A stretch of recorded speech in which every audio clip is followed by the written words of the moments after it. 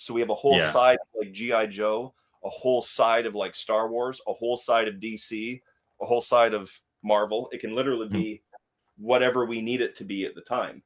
And on a bad day, that tower will fit between 300 and 400 standard size figures like this. Wow. If the boxes are a little bit bigger, it's a little bit less. It also depends on the show, because some shows I don't pack it out all the way because it does take a while to hang it all up. But it's disgustingly heavy. I will tell you that much. It's very, very hard to move by myself or with any one person. It's really better to have two of us.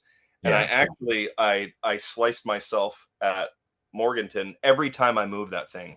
I got myself on it because I've cut like the zip ties too short, and then they're just little tiny daggers all over it, and I'm like, oh god, I gotta Brutal. pull this off. But I've seen the tower before, and it's always like impressive. And one of the cool things about shows is like if it's like a mobile, it's like a bunch of stores have essentially opened up within the space of the gym, and like it really feels like you're in a shop as you're looking at the tower, which is pretty neat. Yeah. And it's nice to have, it's the one instance where it's nice that everything in the restaurant industry, we used to say mise en place, which means everything has its place. You can have it all kind of segregated. Like the Star Wars stuff has its own whole wall. So somebody comes up and they're like, do you have Star Wars?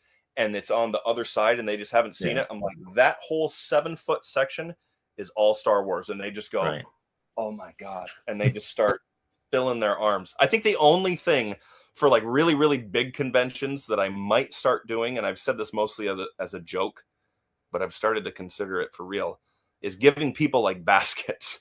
Because that'd be cool. These guys that come up and they're like, yeah, man, I just came back from a deployment, or I got married a couple months ago, or I just had a kid, so I was out of collecting. I'm a couple months behind, but I want all the G.I. Joes from this wave to this wave. And they just start filling their arms. And I'm like, if I had a basket for this dude, just put all this in here. It'd be like Toys R Us back in the day.